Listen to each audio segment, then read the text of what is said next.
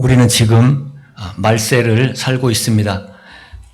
지난 시대와는 다른 시대를 살고 있습니다.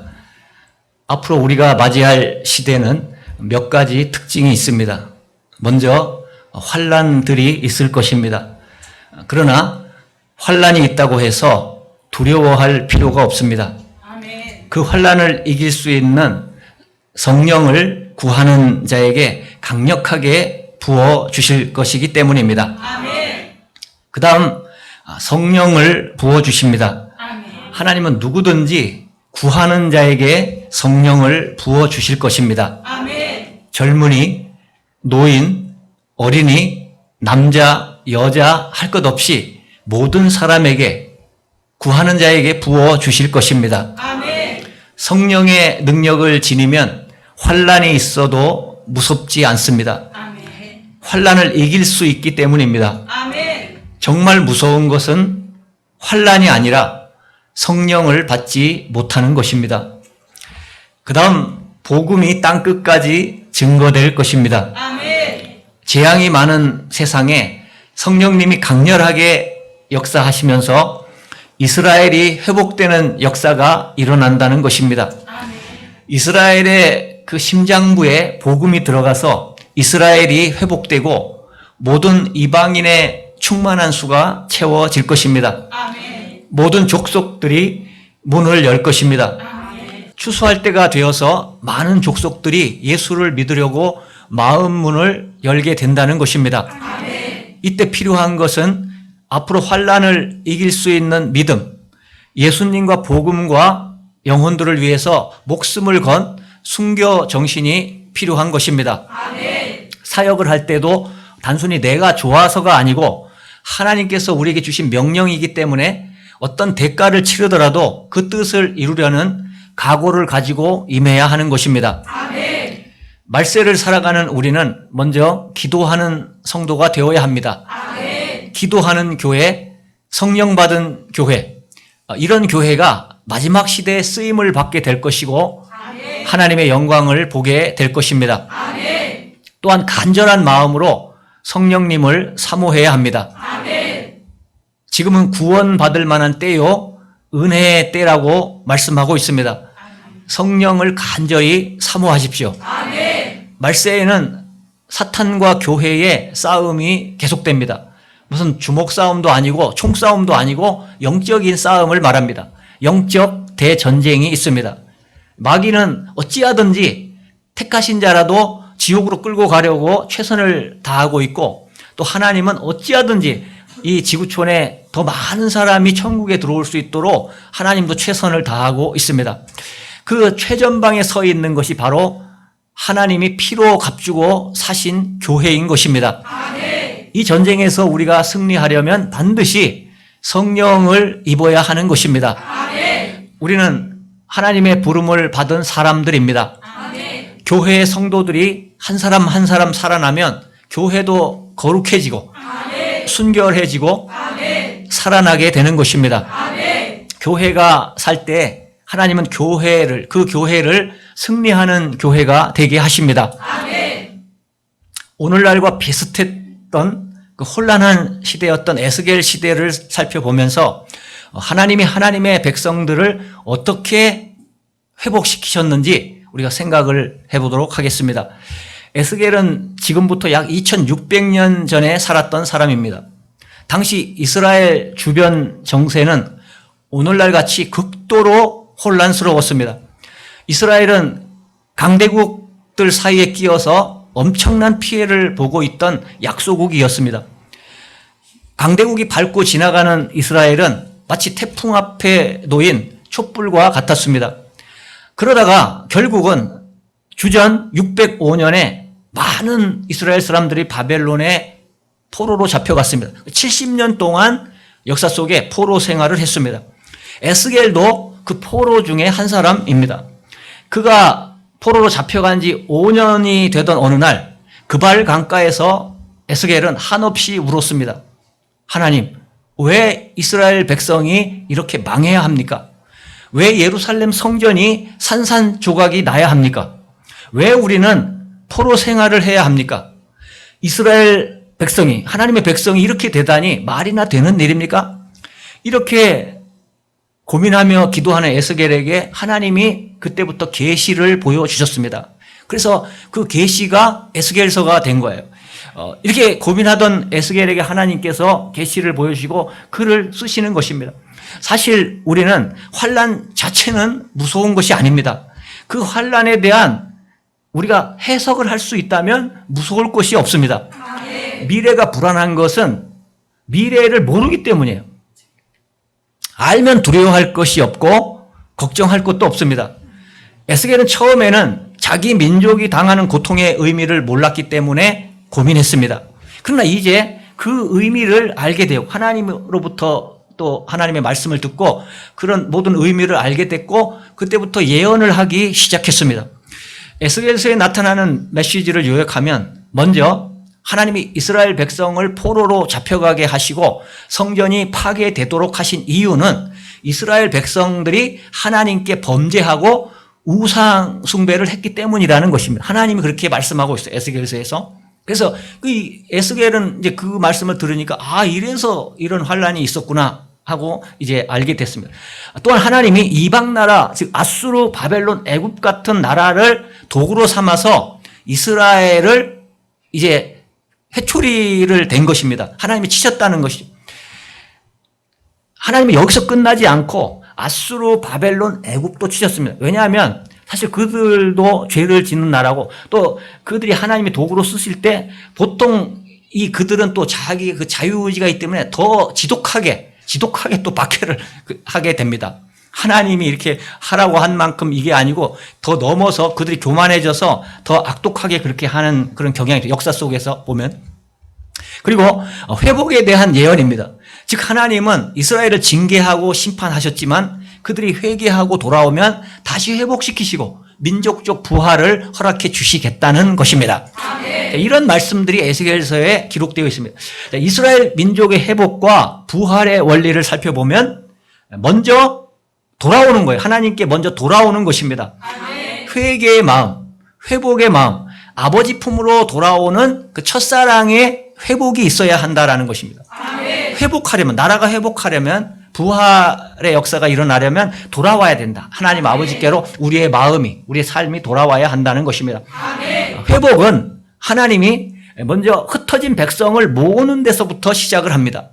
하나님께서 포로로 잡혀간 이스라엘 백성들을 취하여 내겠다고 하셨습니다. 그것도 하나님이 미리 약속하시고 그것을 이루시는 거예요. 이스라엘 백성들은 스스로의 힘으로 포로에서 해방될 수가 없습니다. 그들은 세계를 제패한 강대국들이에요. 그렇기 때문에 이스라엘 백성은 그 작은 나라에서 도저히 그들을 이기고 거기서 빠져나올 수가 없는 것입니다. 하나님이 그래서 바벨론, 아수르, 애굽을 징계하시고 이스라엘을 괴롭히던 악한 세력을 물리쳐 주셔야만 이스라엘 백성들이, 하나님 백성들이 회복될 수가 있는 것입니다. 하나님은 초자연적인 기적으로 이스라엘을 역사 속에서 정말 그들의 땅으로 돌려보내시겠다고 했는데 그것이 이루어졌어요. 자, 회복은 무엇입니까? 하나님 아버지 집으로 돌아오는 것을 의미합니다. 우리 모두도 하나님 아버지 품으로 돌아가야 하는 것입니다. 무너지고 빼앗긴 것들이 다 회복되기를 바랍니다. 말세에 이스라엘 백성들이 그 옛 땅으로 다시 돌아가듯 우리 모두에게도 회복의 역사가 있기를 바랍니다. 우리 모두 잃었던 것을 다시 찾기를 바랍니다. 탕자가 회개하며 아버지 품으로 돌아와 그가 모든 잃었던 것을 다시 회복합니다. 아들의 지위, 모든 권세, 모든 축복을 다시 회복 하나님께서 시켜주시지 않습니까? 우리도 우리의 죄, 이 민족의 죄를 회개하며 하나님 아버지 품으로 돌아와서 회복되기를 바랍니다. 우리 인생이 회복되기를 바랍니다. 이 나라, 이 민족이 회복되기를 원합니다. 아버지 품으로 돌아온다는 것은 회개를 말합니다. 회개해야 돌아올 수가 있는 것이죠. 그 탕자도 회개하며 돌아왔지 않습니까? 주님, 제가 잘못했습니다. 지금이라도 제가 주님께 다시 돌아가기를 원합니다. 아들로 대접해 주기를 바라지 않습니다. 탕자도 그렇지 않습니다. 저를 품꾼으로 써주소서. 아들인데도 품꾼으로 이런 자세로 회개하는 마음으로 이렇게 돌아왔습니다. 다만 아버지 집에 종이라도 줬사오니 아버지 집으로 돌아가겠습니다. 이런 믿음을 가지시기 바랍니다. 이런 회복의 마음을 가질 때 부흥의 역사가 일어나게 되는 것입니다. 상처난 마음, 시험 들었던 마음, 탈진한 마음에서 벗어나 하나님을 열심히 섬겼던 그 모습을 회복하시기 바랍니다. 하나님이 우리를 가장 기뻐하시는 모습으로 회복되시기 바랍니다. 히브리서 기자는 히브리서 11장 16절에서 그들이 이제는 더 나은 본향을 사모하니 곧 하늘에 있는 것이라. 하늘을 그들이 사모했대요. 그러므로 하나님이 그들의 하나님이라 일컬음을 받으심을 부끄러워하지 아니하시고 그들을 위하여 한 성을 예비하셨네. 하나님이 우리를 부끄러워하지 않는 것은 우리가 하늘의 소망을 가질 때, 천국의 소망을 가질 때 우리를 부끄러워하지 않는다는 것입니다. 그들을 위하여 한 성, 천국을 예비하셨다. 너희는 천국에 들어와서 나하고 살 자격이 있다. 하나님이 이렇게 해주셨다고 성경이 기록하고 있습니다. 그렇습니다. 우리는 평생 하나님 나라를 사모하며 살아갑니다. 비록 내가 이 땅에 살지만 이곳은 우리의 진정한 고향이 아닙니다. 물론 세상의 고향이 있지만 정말 우리의 진정한 고향은 우리는 하나님이 창조하셨기 때문에 하나님으로부터 우리가 나왔기 때문에 우리의 고향은 하나님 계신 천국이죠. 광야는 우리가 이 땅에 살아갈 동안 사실 과정이지 우리의 궁극적인 목표는 아닙니다. 우리의 궁극적 목표는 영원한 천국인 줄로 믿습니다. 이 세상에만 우리의 마음이 머물지 말고 본향인 천국을 생각하며 사시기 바랍니다. 그러면 여러분이 더 힘을 얻게 될 것입니다. 자, 회복의 다음 단계는 정결하게 되는 것입니다. 하나님은 하나님께로 돌아온 사람들, 즉 회개한 사람들을 정결하게 하십니다. 우리 힘으로는 깨끗하게 안 돼. 우리는 항상 죄성이 많고 한데 회개하고 돌아오면 우리를 깨끗하게 흰 눈보다 더 우리를 깨끗하게 해 주시는 것입니다. 그래서 우리를 정결하게 해 주세요. 그리고 주님은 깨끗한 자를 쓰신다는 거예요.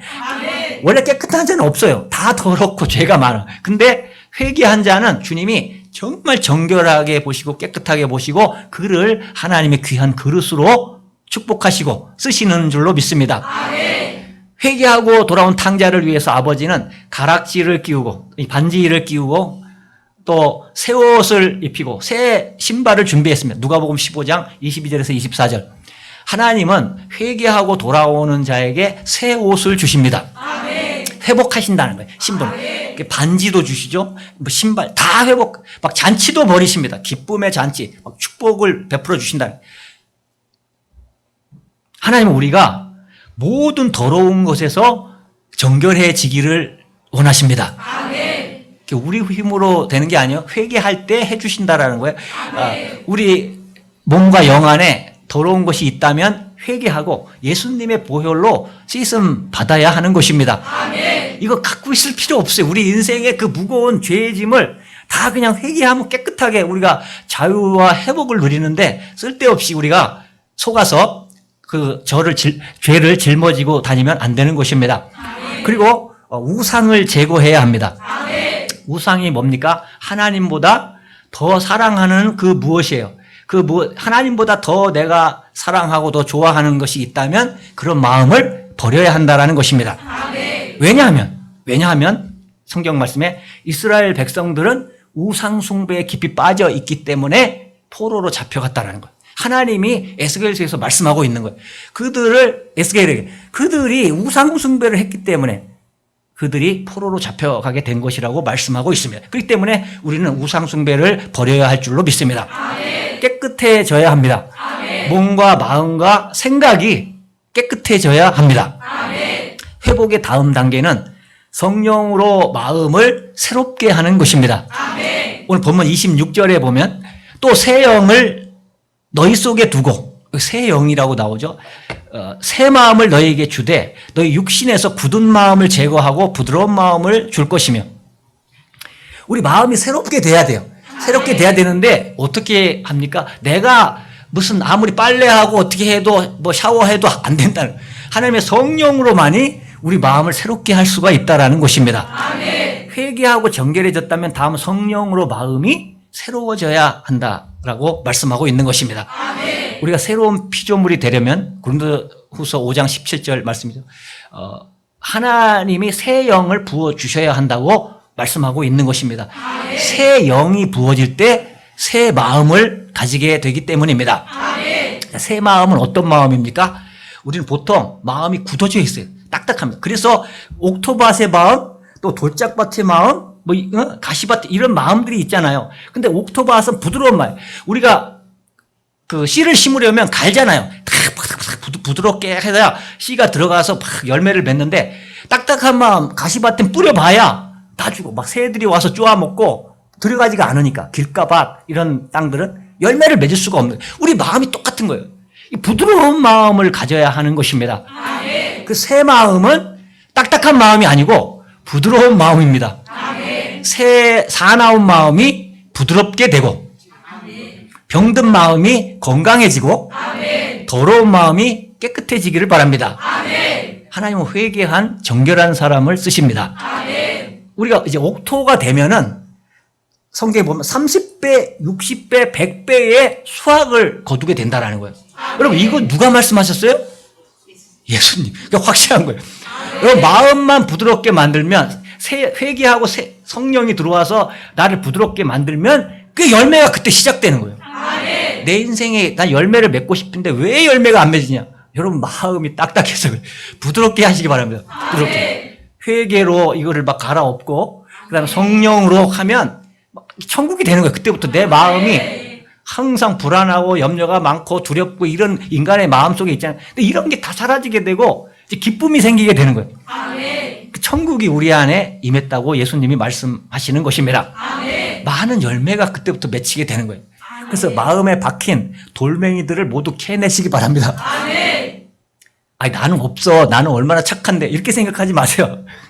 저도 돌멩이가 있을 수 있고 또 생길 수 있고 그러니까 살펴야 돼. 자기 마음을 항상 다른 사람보다 먼저 우리 성도들은 자기 마음을 살펴야 돼. 내 마음에 돌멩이가 생기지 않았나 쓴뿌리가 생기지 않았나 그러면 생기면 그냥 놔두지 말고 가차없이 그냥 이게 다 뽑아내시기 바랍니다.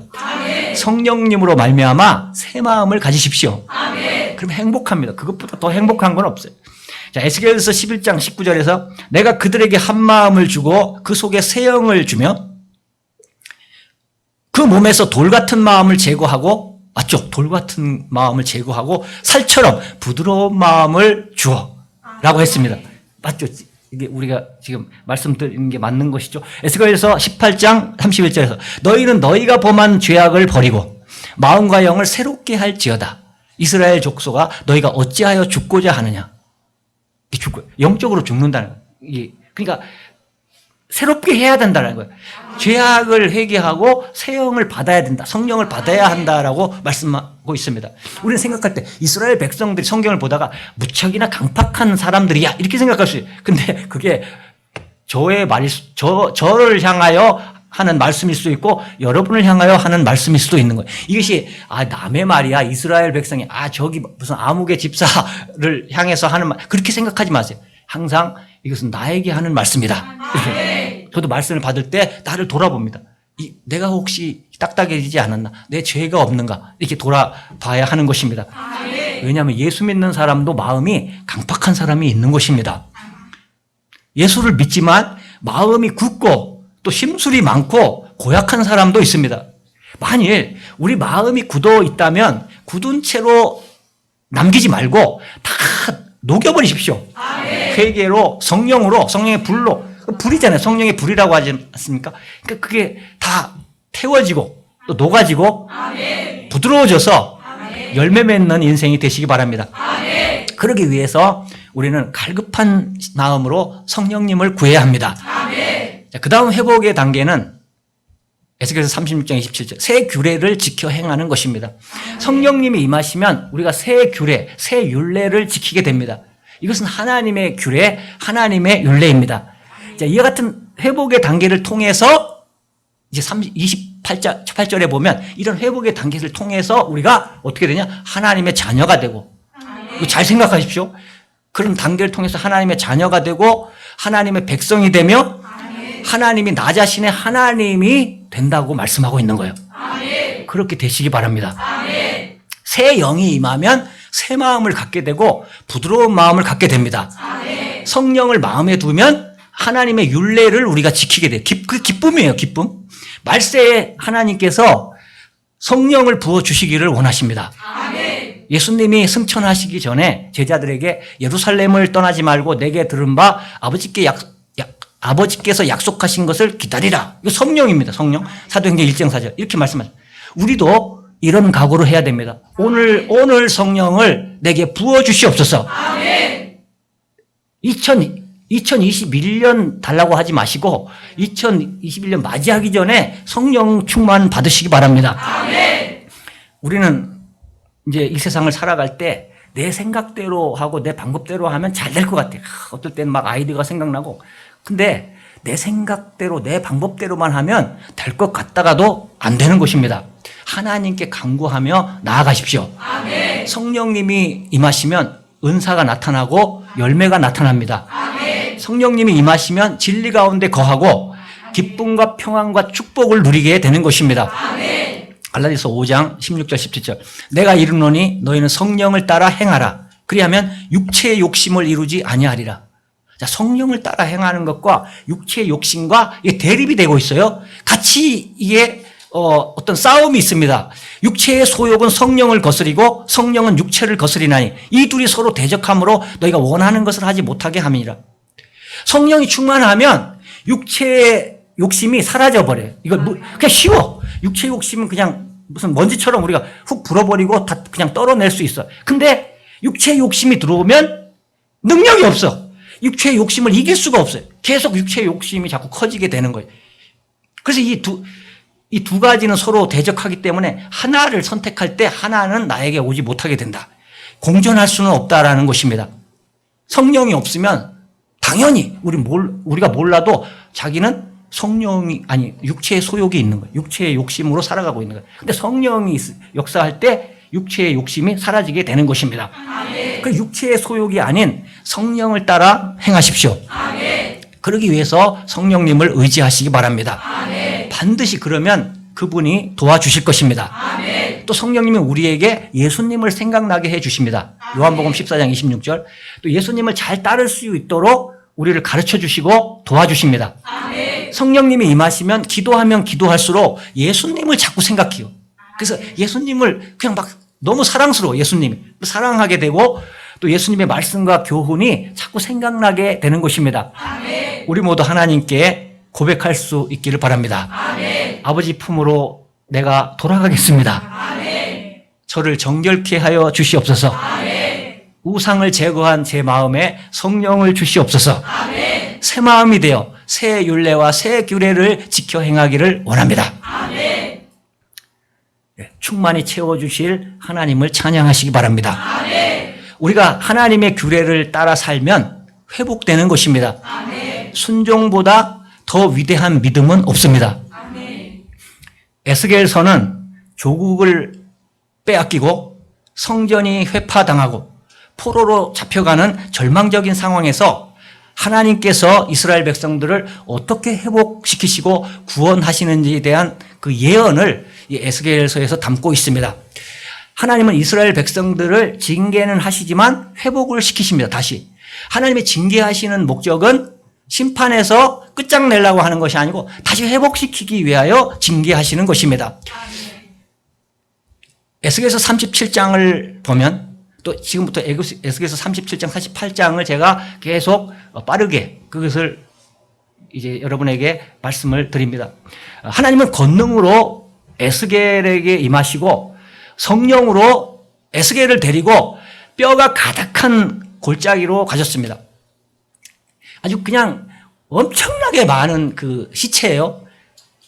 일어나면 그들이 이제 군대 정도 되는데 너무나 많은 그 시체가 뼈가 되어서 그 뼈 모양도 다 깨져서 다 흩어졌어. 이게 어디가 짝인지도 모르고 그냥 공동묘지, 아주 비참한 공동묘지로 간 것입니다. 성령님은 에스겔을 그 뼈들 한가운데로 지나가게 하셨습니다. 이때 에스겔은 뼈가 무수히 많다는 것과 그 뼈들이 너무 말랐다는 것을 발견을 했습니다. 죽은 지가 오래돼서 말라 비틀어진 뼈들이 셀 수 없이 널려있는 광경, 너무나 끔찍한 광경을 목격한 것입니다. 그런데 갑자기 성령님이 에스겔에게 물었습니다. 이 뼈들이 능히 살 수 있겠느냐? 이 뼈들이 능히 살 수 있겠느냐? 참으로 기가 막히는 질문 아닙니까? 어떻게 살아요? 100% 불가능하죠. 이 대답은 간단합니다. 100% 불가능합니다. 하지만 에스겔은 그렇게 대답하지 못했습니다. 주께서 아시나이다. 주께서 아시나이다. 예할 수도 없고 아니요 할 수도 없는 상황이었기 때문입니다. 여기서 우리는 중요한 진리를 깨닫게 됩니다. 우리 모두에게는 불가능하지만, 우리는 모든 것이 불가능하지만 하나님께는 모든 것이 가능하다라는 것입니다. 그렇습니다. 내 입장에서는 불가능한 것이 하나님 입장에서 보면 이게 가능한 것입니다. 내 이성, 내 경험, 내 상식, 내 삶에서 보면 불가능하지만 하나님은 하실 수 있는 것입니다. 에스겔이 대답하자 하나님은 에스겔을 향해서 말씀하셨습니다. 너는 이 모든 뼈에게 대언하여 이르기를. 너무 이게 참 이상하지 않습니까? 뼈한테 말을 하래. 뼈한테 설교하라는 거예요. 너희 마른 뼈들아, 여호와의 말씀을 들을지어다 하라. 뼈들에게 말을 하라. 살아있는 사람에게, 성도에게 이렇게 뭐 하든가 해야 되는데 뼈들에게 한 것입니다.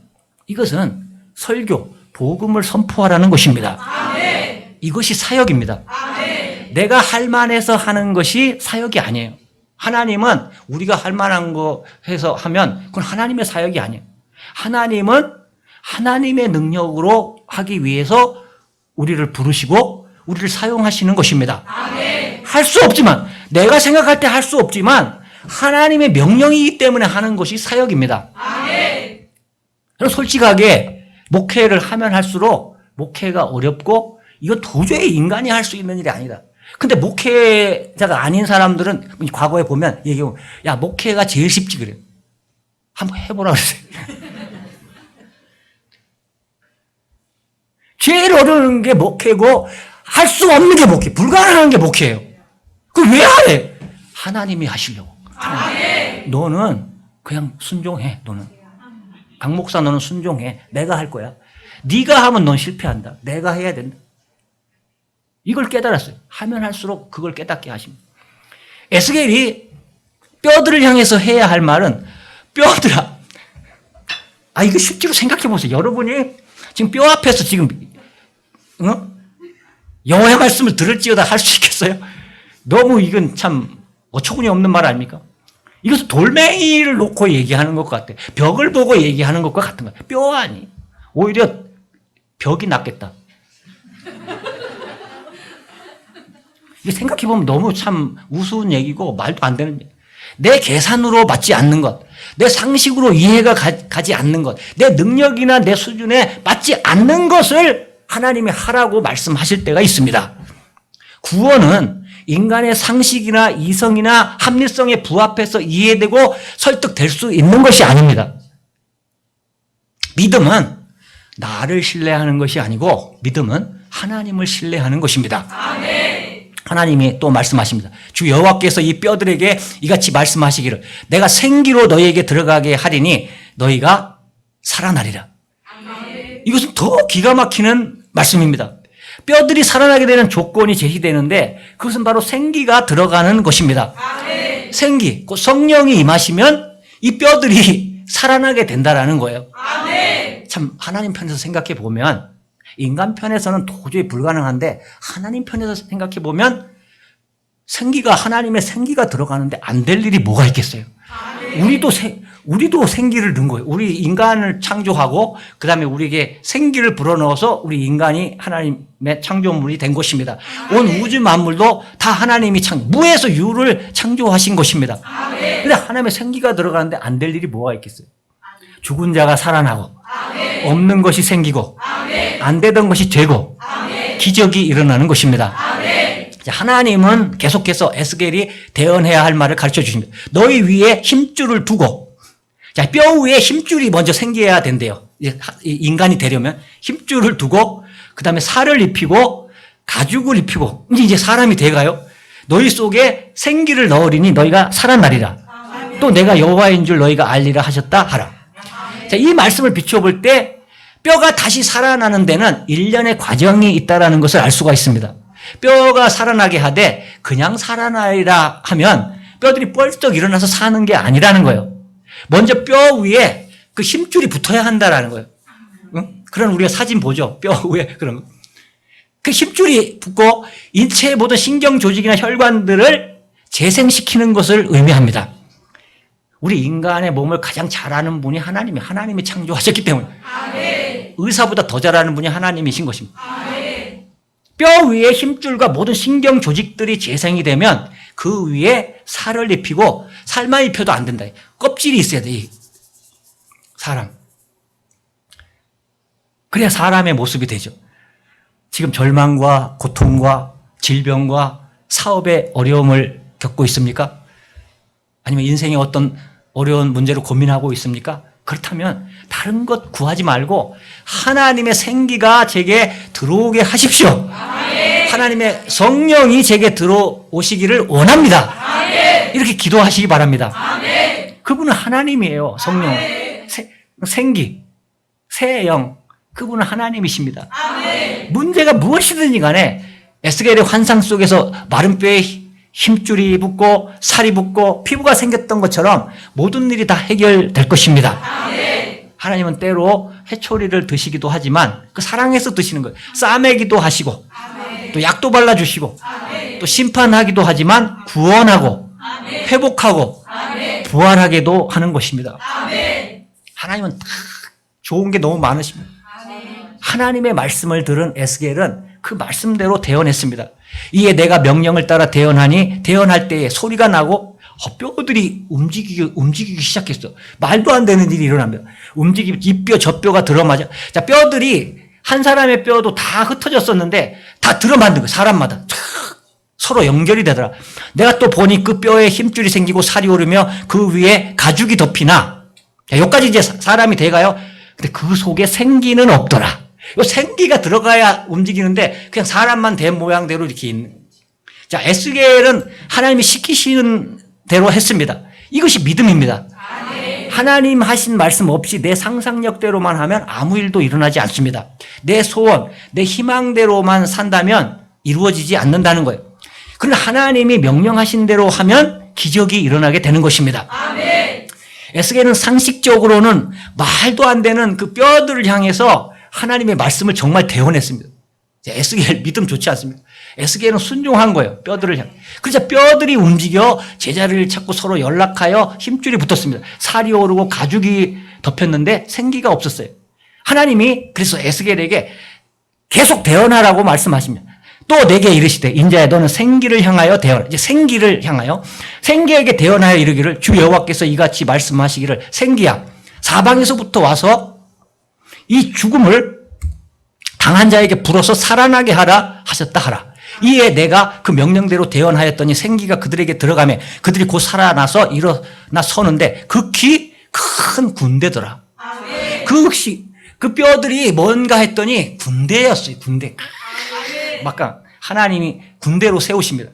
생기를 움직이는 것은 내가 하는 것이 아닙니다. 하나님이십니다. 아멘. 에스겔이 하나님 말씀을 대언하자 생기가 사방에서부터 와서 뼛속으로 들어갔습니다. 자, 사방에서부터 이게 왜 성경에서 이렇게 표현하고 있습니까? 하나님의 생기는 온 우주를 점령하고 있는 거예요. 아멘. 우리가 어디 가도 하나님을 만날 수 있는 하나님의 생기가 성령이 온 우주를 점령하고 있는 거예요. 그래야 모든 것을 다스리고 그 별 하나도 저절로 떨어지지 않는 거예요. 이 지구가 이 공중에서 자전하고 공존할 때 이게 어떻게 인간이 할 수 있습니까? 하나님이 그 영으로 그 생기로 이것을 다 붙잡아 주셔야 하는 것이죠. 아멘. 하나님의 영, 하나님의 바람을 죽은 자에게 불어 넣는 것입니다. 아멘. 그래서 그 마른 뼈들이 정말 살아나게 되었습니다. 아멘. 에스겔은 하나님의 말씀에 순종했고 기적은 하나님이 일으키셨습니다. 아멘. 하나님이 명령하시면 우리가 상식이 통하는가 아닌가, 이것이 가능한가 불가능한가,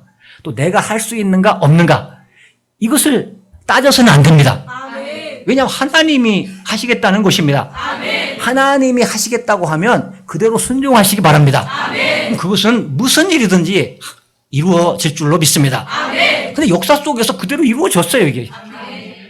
자, 그렇다면 이 마른 뼈는 과연 무엇을 말합니까? 하나님이 또 가르쳐 주십니다. 이스라엘 온 족속이다. 이 마른 뼈는 바로 이스라엘. 그 이스라엘이 영적으로 마른 뼈처럼 다 죽었다라는 거예요. 그 당시 이스라엘은 흩어져서 뼈가 흩어지듯이 흩어져서 포로가 되었고 성전은 회파되었고 젊은이들은 노역에 끌려갔고 여인들은 수치를 당하는 절망적인 비참한 상황이었습니다. 끔찍하죠. 그러나 하나님은 이들을 향해서 소망의 메시지를 주셨습니다. 그러므로 너는 대언하여 그들에게 이르기를 주 여호와께서 이같이 말씀하시기를 내 백성들아 내가 너희 무덤을 열고 너희로 거기에서 나오게 하고 이스라엘 땅으로 들어가게 하리라. 자, 이게 역사적인 사건입니다. 그 이스라엘은 강대국의 포로로 가서 이스라엘 나라는 완전히 사라질 위기였는데 하나님이 미리 약속을 했어요. 난 너희들을 다시 이스라엘 땅으로 돌아오게 하겠다. 지금 이스라엘 있잖아요. 이스라엘로 돌아오겠다. 하나님은 이스라엘 백성들에게 해방과 자유를 약속하셨습니다. 이 하나님의 약속대로 이스라엘 백성들은 역사 속에서 그 바벨론 제국의 손에서 해방되어 고국으로 귀환되어서 자유를 누립니다. 이해할 수가 없어요. 그 상황을 역사적으로 봐도 어떻게 그들이 돌아왔는지 그건 하나님이 하신 거예요. 아멘.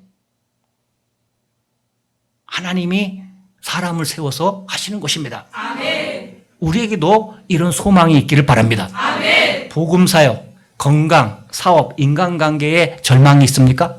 그렇더라도 하나님의 바람, 성령의 바람이 불어서 생기가 우리 가운데 들어오기만 하면 놀라운 기적이 일어납니다. 아멘. 영적으로 죽은 자가 살아나게 되고 아멘. 절망에서 탈출하게 되는 것입니다. 아멘. 하나님이 우리에게도 에스겔에게 보여주셨던 놀라운 환상을 보여주기를 바랍니다. 아멘. 그래서 우리의 가정에 부활이 일어나고 아멘.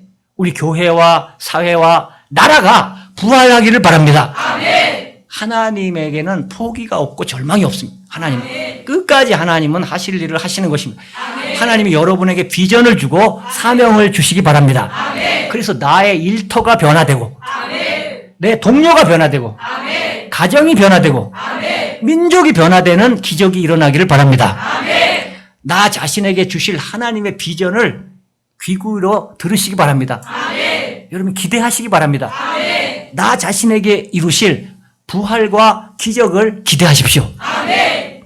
기도하겠습니다.